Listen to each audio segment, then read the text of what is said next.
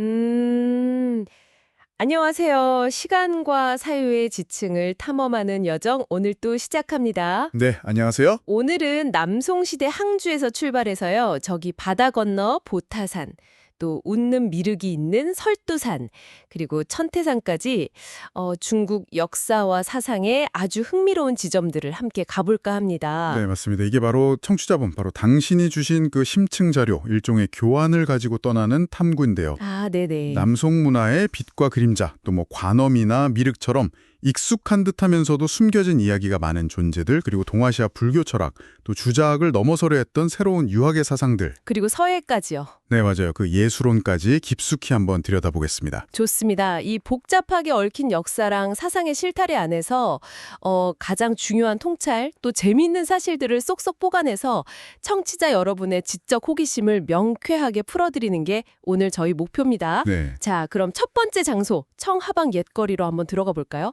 여기가 꼭 남송시대로 시간 이동한 것 같다고 하던데요. 이 번화함 속에는 어떤 시대의 모습이 담겨 있을까요? 우선 그 흥미로운 점이요. 항주가 남송의 정식 수도는 아니었다는 거예요. 아, 정말요? 네, 이름부터가 임시로 편안히 머문다는 뜻의 이만이었거든요. 이만. 네, 이게 1117년에 정강의 변이라고 북쪽 수도 개봉을 금나라한테 빼앗기고 남쪽으로 막 밀려 내려왔잖아요. 그 송나라의 좀 절박한 상황을 보여주는 이름인 거죠. 아, 임시수도 이름 자체에 벌써 그 불안함과 또 어떤 염원이 같이 있었군요. 네, 그렇죠. 근데 또 역설적이게도 강남 지역이 워낙 풍요로우니까 그걸 바탕으로 문화는 정말 눈부시게 꽃을 피웠어요. 네. 자료에도 놓으지만 서민들 극장이었던 왓사 같은 곳들이 즐비했고 또 궁정 화가들이 모여서 섬세하고 서정적인 화풍, 그 마하파 화풍을 발전시킨 항주 화원도 아주 번성했죠. 문화는 화려했군요. 하지만 동시에 빼앗긴 북쪽 땅을 되찾을 생각은 있고 현실의 안락함에만 빠져 있다는 비판, 그 이한사상이라고 하죠. 그런 비판도 계속 나왔어요. 안일함에 대한 비판이군요.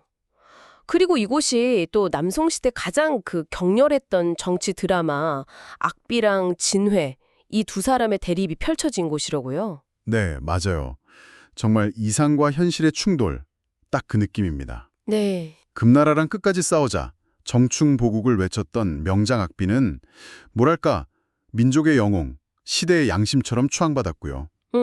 반면에 이제 실리적인 화친을 추진하다가 결국 악비를 모함해서 죽게 만든 재상, 진회는 좀 굴욕적인 평화를 선택한 현실주의자, 이렇게 평가받죠. 아, 그 악비묘랑 진회 부부상이 마주보고 있는 풍경이 참 많은 생각을 하게 만든다고 하셨죠. 네.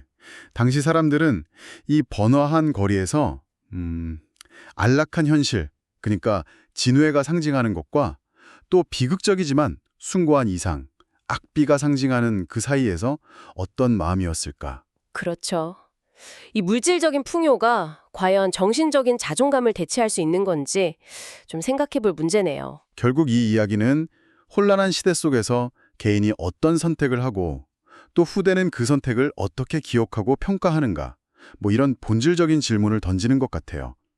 이게 청화방 옛거리가 우리에게 주는 가장 큰 이야기가 아닐까 싶습니다. 네, 다음 목적지는 바다 건너 성스러운 섬, 보타산입니다. 거대한 남해관음상이랑 또 신비로운 자중림이 아주 인상적인데요. 불교에 정말 많은 보살들이 있는데 왜 유독 관음보살이 민중들, 특히 이 바닷가 사람들의 절대적인 믿음을 받게 된 걸까요? 그 관세음, 세상의 소리를 듣는 보살이라는 이름 자체가 사실 답을 좀 품고 있어요. 아, 세상의 소리를 듣는다. 네, 법화경 보문품에 보면요. 중생이 어떤 고난 속에서라도 그 이름을 부르기만 하면 관음보살이 즉시 33가지 다른 모습, 이걸 33응신이라고 하는데요. 네, 33응신. 이 모습으로 나타나서 구원해준다고 약속을 하거든요. 바로 이 현세 구복적 성격, 그러니까 지금 여기서 겪는 현실적인 고통에서 즉각적으로 구해준다는 점, 이게 핵심입니다. 아, 정말 절실했겠네요. 특히 바다에서 사는 분들한테는요. 그렇죠. 망망대해 위에서 언제 어떤 위험이 닥칠지 모르는데 이보다 더 간절한 희망은 없었을 거예요. 그리고 본래 관음보살 신앙의 그 뿌리는 인도 남쪽 해안에 있다는 보타라카산, 보타라카산. 네, 이 신앙이 해상 실크로드를 따라서 이렇게 동아시아로 전파되면서 중국 동해에 있는 이 섬이 중국의 보타라카산, 즉 보타산으로 자리를 잡게 된 거죠. 일종의 신앙의 현지화 과정이라고 볼 수 있습니다. 아, 그래서 이름이 보타산이군요. 자료에 나오는 붉은 거서라도 참 흥미로웠어요. 그 일본 스님 에가쿠가 관음상을 모시고 가려는데 배가 여기서 딱 멈춰서 나는 여기 있겠다고 했다는 거잖아요. 네, 그 설화가 아주 중요합니다. 핵심은 관음보살 스스로 이곳을 선택했다는 점을 강조하는 거예요. 아, 이걸 통해서 인도에서 온 외래 신앙이 중국 땅, 특히 이 섬에 뿌리내리는 어떤 정통성, 이걸 부여하는 거죠. 동시에 관음의 신통력, 영험함을 아주 극적으로 보여주는 이야기이기도 하고요. 자중님도 그런 맥락이겠군요. 네, 자중님은 관음이 머무는 신성한 공간, 이걸 상징하면서 성스러움을 더해주는 거죠. 우리나라 낙산사, 의상대사 설화랑도 좀 비슷한 면이 있어요. 그렇군요. 여기서 이제 우리가 이런 질문을 해볼 수 있는 거죠. 왜 인도의 보살이 이 머나먼 중국 동쪽 바다 섬에 자기 성지를 만들게 됐을까? 그리고 원래 남성 모습으로 묘사되던 관음이 왜 점차 자비로운 여성, 뭐랄까 어머니 같은 모습으로 변해갔을까? 이게 당시 민중들의 어떤 간절한 염원이나 필요를 반영하는 건 아닐까?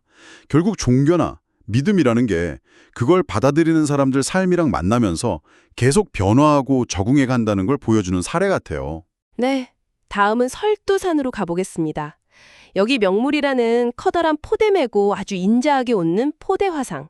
이분이 미래의 부처 미륵이랑 같은 분으로 여겨진다는 게 정말 의외였어요. 네, 그렇죠. 전통적인 미륵 신앙에는 크게 두 가지 흐름이 있었어요.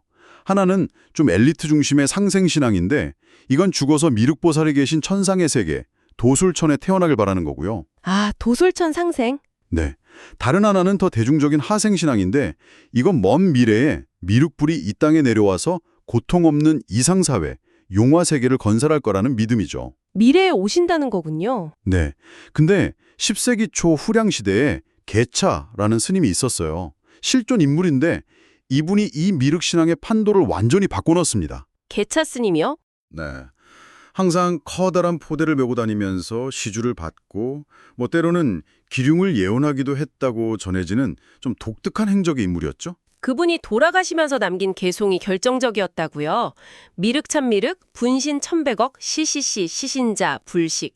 이게 진짜 미륵 부처가 수많은 모습으로 늘 사람들 앞에 나타나는데 사람들이 그걸 알아보지 못한다는 뜻이라면서요. 네, 바로 그 개송 때문에 사람들이 깜짝 놀라서 깨닫게 된 거예요. 아, 미래에 오실 줄만 알았던 미륵불이 사실 저 포대화상 모습으로 이미 우리 곁에 와 계셨구나 하고요. 아, 하생 미륵이 미래가 아니라 지금 여기로 온 거네요. 그렇죠. 하생미륵이 먼 미래의 약속이 아니라 지금 여기에 현실로 확 다가온 순간이죠. 이 사건 이후로 미륵불의 이미지가 우리가 아는 그 근엄하고 명상적인 보살 모습에서 아주 넉넉한 뱃살에 웃는 얼굴, 그리고 커다란 포대를 든 포대화상 모습으로 급격하게 바뀌게 됩니다. 모습의 변화가 곧 신앙 내용의 변화를 반영하는 거군요. 풍요로움, 너그러움, 복덕 이런 현실적인 가치를 상징하게 된 거네요. 맞아요. 고통스러운 현실 속에서 당장의 위안과 복을 바라는 민중들의 마음이 그대로 투영된 결과죠. 어떤 이상적인 교리보다는 현실의 행복을 중시하는 중국 민중불교의 특성을 이 포대화상만큼 잘 보여주는 상징도 없을 겁니다. 결국 가장 중요한 메시지는 미륵은 이미 우리 안에, 우리 곁에 있다. 이런 자각으로 이어지는 것 같아요. 정말 흥미로운 통찰입니다. 자, 이번에는 천태연으로 가서 아주 파격적인 인물 제공활불의 흔적을 따라가 볼게요. 술과 고기가 창자를 지나갈 뿐 부처님은 마음속에 머문다. 주록 천장고, 불주 심종류. 이 말 굉장히 도발적인데요. 어떻게 받아들여야 할까요? 그 남송시대 승려 도제, 그러니까 제공 스님은요. 겉모습만 보면 술 마시고 고기 먹고 계율을 어기는 파괴승처럼 보였어요. 네, 그렇죠. 근데 이런 기이한 행동, 기행이라고 하죠. 이게 사실은 중생을 깨우치고 교화하기 위한 그분만의 방편, 그러니까 수단이었다고 해석이 됩니다. 아, 방편이요? 네, 신통력을 발휘해서 가난하고 힘없는 사람들은 막 도와주고 반대로 부패한 관리나 위선적인 부자들은 막 조롱하고 골탕 먹이고 그랬거든요. 약간 홍길동 같은 느낌도 있는데요. 좀 그렇죠. 그래서 민중들한테는 고정관념을 깨는 괴짜이자 통쾌한 영웅, 나아가서는 살아있는 무처, 활불로 추앙받게 된 거죠. 활불. 네. 그분의 이런 파격적인 말과 행동은 결국 형식이나 규칙보다 중요한 건 마음의 본질이다. 이걸 강조하는 선사상의 민중적인 표현이라고 볼 수 있어요. 어쩌면 좀 경직되고 권위적인 제도권 불교에 대한 통렬한 비판으로 읽을 수도 있고요. 형식을 넘어선 본질 추구. 이게 어쩌면 현대사회에도 시사하는 바가 좀 큰 가르침 같아요. 그 존재 자체가 깨달음이란 꼭 정해진 틀 안에만 있는 건 아니다. 이런 메시지를 주는 것 같네요. 맞습니다. 제공 이야기는 우리한테 진정한 신앙이나 깨달음이 어떤 모습이어야 하는가, 여기에 대한 고정관념을 좀 깨트리게 하죠. 중요한 건 겉으로 드러난 행동 양식이 아니라 그 행동이 향하는 궁극적인 지향점, 그러니까 자비와 지혜의 실천이다. 이걸 그분의 삶이 보여주는 셈입니다. 네. 이제 동아시아 불교 사상사에서 빼놓을 수 없는 곳이죠. 천태종의 본산 국청사로 가보겠습니다. 수많은 불교 경전이 막 쏟아져 들어오면서 사상적으로 혼란스러웠던 남북조 시대에 이곳 천태산에서 지자대사가 불교 사상을 집대성하고 체계화했다고요. 네, 천태종을 실질적으로 창시하고 완성한 분이 바로 지자대사 538부터 598인데요. 이분의 가장 위대한 업적 중 하나가 교상판석입니다. 교상판석. 네, 부처님이 일생 동안 설하신 그 방대한 가르침들, 수많은 경전들을 그 내용, 수준, 또 설하신 시기에 따라서 체계적으로 분류하고 해석해서 하나의 일관된 시스템으로 정리한 거예요. 그 대표적인 틀이 바로 58교입니다. 58교요? 네, 50는 부처님이 깨달음 얻으신 후 49년간 설법하신 과정을 5시기로 나눈 거예요. 화엄시, 아암시, 방등시, 반야시, 법화, 열반시 순서로요. 가르침의 내용과 대상의 수준이 점차 깊어지는 과정을 보여주죠. 아, 마치 학교 커리큘럼처럼요. 초등, 중등, 고등. 네, 맞아요. 딱 그런 비유가 가능합니다. 그리고 8교는 가르침의 방식과 내용에 따라 8가지로 또 분류한 틀이고요. 와, 그 방대한 경전들을 하나의 체계로 묶어냈다는 것 자체가 정말 대단한 작업이었겠는데요. 근데 혹시 그 과정에서 특정 가르침의 중요성이 좀 약화된다거나 해석이 창시자 의도에 맞게 좀 조정될 가능성은 없었을까요? 모든 걸 통합하려는 시도의 이면 같은 게 궁금해지네요. 그거 매우 중요한 지적이십니다. 물론 어떤 체계를 세운다는 건 특정 기준에 따른 분류와 해석을 전제하는 거니까요. 지자대사의 관점이 강력하게 반영될 수밖에 없어요. 특히 천태종은 법화경을 가장 중요하고 궁극적인 가르침으로 보거든요. 네. 그래서 다른 경전들을 법화경의 관점에서 다시 해석하고 통합하려는 경향이 강합니다. 이게 천태종의 핵심 사상 중 하나인 회삼귀일로 나타나요. 성문, 연각, 보살, 이 3가지 다른 길을 삼천이 결국엔 모두 하나의 부처가 되는 길, 일부청으로 돌아온다는 거죠. 아, 모든 길은 하나로 통한다. 그렇죠. 하지만 단순히 특정 경전만 높인 게 아니라 모든 가르침이 궁극적으로는 하나의 진리로 통한다는 어떤 포용성, 이걸 보여주려 했다는 점도 중요해요. 또 다른 핵심 사상이 삼재 원융인데요. 삼재 원융. 이건 좀 어려운데요. 네, 좀 심오하죠. 모든 존재나 현상은 공, 실체가 없음, 가, 임시적 존재, 중, 공도 가도 아닌 중도의 실상이라는 3가지 진리가 서로 방해하지 않고 원만하게 조화되어 있다는 관점이에요. 그리고 이걸 바탕으로 한 실천 철학이 바로 일념삼천입니다. 일념삼천. 네, 우리의 찰나의 한 생각 속에 우주 전체의 모든 가능성, 삼천세계가 이미 다 갖추어져 있다는 어찌 보면 놀라운 선언이죠. 한 생각 속에 우주 전체가요? 와. 네, 그러니까 깨달음이란 게 멀리 있거나 아주 특별한 게 아니라 바로 지금 여기 내 마음의 한 생각에서 시작된다는 거예요. 정말 스케일이 큰 철학이네요. 네, 그렇죠. 그래서 천태사상은 매우 이론적이면서도 동시에 굉장히 실천적인 측면을 가져요. 참고로 고려의 대각국사 의천 스님이 바로 이곳 국청사에서 천태교학을 직접 배우고 돌아가서 한국 천태종을 여셨거든요. 우리 역사와도 아주 깊은 인연이 있는 곳이죠. 아, 의천 스님이 여기서 배우셨군요. 네, 결국 천태종의 핵심 메시지는 복잡한 교리 체계를 통해서 궁극적으로는 지금 내 마음의 중요성을 깨닫고 그 안에서 진리를 발견하라는 촉구, 이렇게 볼 수 있겠습니다. 불교 사상의 깊이를 느껴봤으니 이제 시선을 좀 돌려서 유학 쪽으로 가보겠습니다. 송나라 때 집대성된 주자학이 시간이 흐르면서 좀 경직되니까 여기에 대한 반성과 새로운 모색이 명나라 때 나타나잖아요. 대표적인 인물이 왕양명과 황종이인데요. 먼저 왕양명부터 살펴볼까요? 네. 명나라 중기가 되면요, 주자학의 핵심 개념인 경물치지, 그러니까 사물의 이치를 끝까지 탐구해서 알매 이른다는 이 방법론이 너무 이론적이고 좀 번거롭게 흐르는 경향이 있었어요. 네. 평생 사물의 이치를 탐구해도 다 알기 어렵다, 뭐 이런 회의감도 좀 있었고요. 그래서 왕양명 1472-1529년이 아주 혁명적인 발상의 전환을 제시합니다. 어떤 전환인가요? 이치라는 것은 객관적인 사물에 있는 게 아니라 바로 내 마음, 심 안에 있다라는 심증리를 선언한 거죠. 마음이 곧 이치다. 네. 따라서 경물이라는 것도 사물을 탐구하는 행위가 아니라 내 마음속에 그릇된 것, 즉 사욕을 바로 잡는다, 격이라는 의미로 다시 해석했어요. 그의 사상의 핵심은 치양지입니다. 치양지, 양지를 이루다. 네. 모든 인간 마음속에는 태어날 때부터 선악을 구별하고 옳고 그름을 아는 능력, 즉 양지가 있다는 거예요. 학문과 수양은 이 양지를 가리는 욕심을 제거해서 본래의 맑은 양지를 온전히 드러내는 과정이라는 거죠. 알매 근원을 외부 세계가 아니라 내 마음 안에서 찾았다는 점이 정말 획기적이네요. 그럼 지행합일은 또 어떤 의미인가요? 지행합일은 암과 행동은 본래 하나이고 분리될 수 없다는 주장입니다. 참된 암은 반드시 행동으로 이어지고 또 행동 속에서 암은 더욱 깊어진다는 거죠. 아, 이건 먼저 알고 나서 행한다는 주자학의 입장을 비판하면서 암과 실천의 즉각적이고 동시적인 관계를 강조한 실천 철학이에요. 예를 들어 효도를 안다고 말하면서 실제로 효도를 안 하면 그건 진짜 아는 게 아니라는 거죠.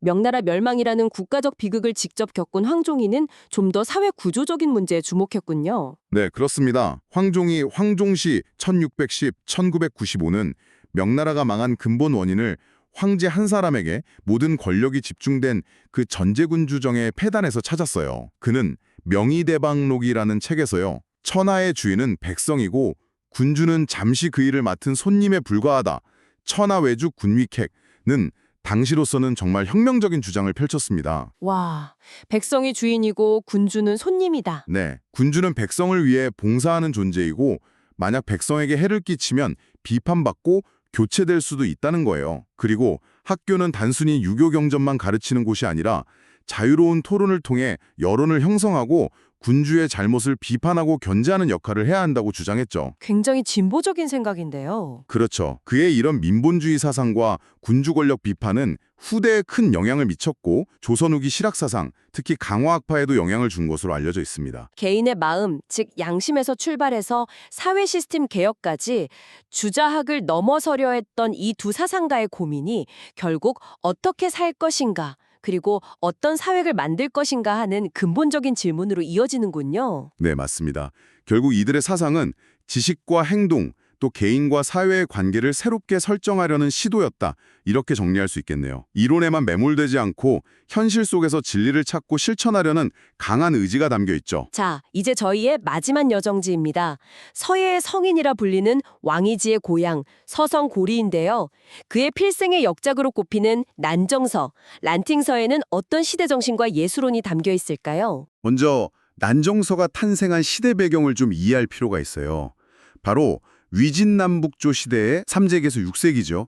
독특한 문화사조인 위진풍류입니다. 위진풍류? 네, 정치적으로 너무 혼란하고 사회적으로 불안했던 시기였거든요. 그래서 지식인들이 현실 정치나 좀 경직된 유교 규범에서 벗어나서 개인의 내면 세계, 정신적 자유를 추구했어요. 도가사상, 노장사상에 심취해서 자연 속에서 술이나 약을 즐기고 형식에 얽매이지 않는 철학적인 대화, 청담이라고 하죠. 네, 청담. 그런 걸 나누면서 예술을 통해 시대의 불안을 해소하고 정신적인 해방감을 찾으려고 했던 거죠.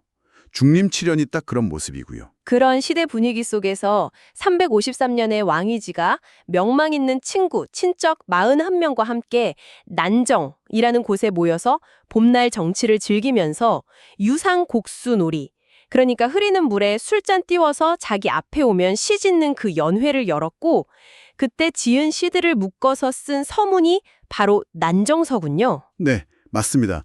그런데 이 서문의 내용이 단순히 즐거운 연애 기록에 그치지 않아요. 아주 극적인 감정의 전환을 보여주거든요. 감정의 전환요? 네, 전반부에서는 봄날의 아름다운 자연 속에서 친구들과 함께하는 그 풍류의 기쁨을 참으로 즐겁지 아니한가? 신가러게 하고 노래해요. 근데 후반부로 가면서 분위기가 확 바뀝니다. 어떻게 바뀌나요? 이 즐거움이 정말 찰나에 불과하고 인생은 덧없다는 무상의 진리를 깨닫는 거예요. 그러면서 삶과 죽음의 문제 앞에서 느끼는 깊은 허무함, 슬픔, 고뇌를 토로합니다. 삶과 죽음이 한 가지라는 주장도 헛되고 오래 사는 것과 일찍 죽는 것이 같다는 것도 망령된 것이다. 아, 이 또한 어찌 슬프지 아니한가. 고지 일스생 위 휴단, 치평상 위 망작, 익히 푸통자에 뭐 이런 구절들이 나오죠. 와, 즐거움의 절정에서 삶의 비애를 통찰하는 그 깊이가 정말 놀랍습니다. 철화제일 행서라는 명성이 단순히 글씨를 잘 썼기 때문만은 아니겠군요. 네, 그렇습니다. 난정서가 서예 역사상 최고의 걸작으로 꼽히는 이유는요. 이렇게 기쁨과 슬픔, 환희와 고뇌가 막 교차하는 복잡하고 미묘한 인간 감정의 흐름이 왕위지의 분놀림, 그 필세를 통해서 마치 살아 움직이는 것처럼 완벽하게 표현되었기 때문이에요. 아, 위진 시대에 이르면 서예는 그냥 글씨 쓰는 기술을 넘어서 쓰는 사람의 인품, 사상, 그 순간의 감정, 기운까지 고스란히 담아내는 최고의 정신예술, 심적, 즉 마음의 흔적으로 승화되거든요. 글씨는 곧 그 사람이다. 수루이론 인처럼요. 난정서가 바로 그 정점을 보여주는 작품인 거죠. 그토록 혼란스럽고 불안했던 시대가 역설적으로 인간 내면을 깊이 성찰하게 만들고 또 그것을 이렇게 뛰어난 예술로 승화시킬 수 있었다는 점이 참 아이러니하면서도 인상 깊습니다. 여기서 우리가 또 이런 질문을 던져볼 수 있어요. 우리는 난정서를 보면서 시대를 초월한 아름다움을 느끼잖아요. 네, 그렇죠. 근데 정작 왕이지는 그 안에 인생의 덧없음과 슬픔이라는 지극히 인간적인 고뇌를 담았단 말이죠. 어떻게 예술은 그렇게 찰나적인 순간의 감정을 포착해서 영원한 생명력을 부여할 수 있는 걸까요? 또 격동의 시대가 낳은 그 불안과 고뇌가 어떻게 위대한 예술을 탄생시키는 자양분이 될 수 있었을까요? 이 난정서는 우리에게 예술과 삶, 또 시대와 개인의 관계에 대해 계속 질문을 던지게 만드는 것 같아요. 네, 오늘 저희는 남송시대 항주의 현실과 이상, 그 사이의 긴장감에서 시작해서 민중의 마음을 위로하고 사로잡았던 관음과 미륵신앙의 다채로운 모습들, 또 동아시아 불교 철학의 정수를 보여준 천태종의 심오한 사유체계, 개인의 양심과 사회적 책임을 물었던 새로운 유학의 흐름, 그리고 마지막으로 혼란한 시대 속에서 피어난 예술론의 정수, 서예의 세계까지 항주에서 천태산에 이르는 깊고 넓은 지적 여정을 함께했습니다. 네, 이 다채로운 이야기 속에 등장했던 수많은 인물들의 그 치열한 고민과 또 빛나는 사상들이 시대를 훌쩍 넘어서 오늘을 살아가는 바로 당신에게도 어떤 의미 있는 울림과 질문을 던졌기를 바랍니다. 마지막으로 청취자 여러분께 생각할 거리 하나를 남겨드립니다. 오늘 저희가 함께 탐구한 이 여정 속의 다양한 사상, 인물, 이야기들 중에서요. 지금 여기를 살아가는 당신의 마음을 가장 강하게 두드리는 가르침이나 질문은 무엇이었나요? 그리고 그 이유는 무엇일지 잠시 고요히 스스로에게 질문을 던져보는 시간을 가져보시는 건 어떨까요?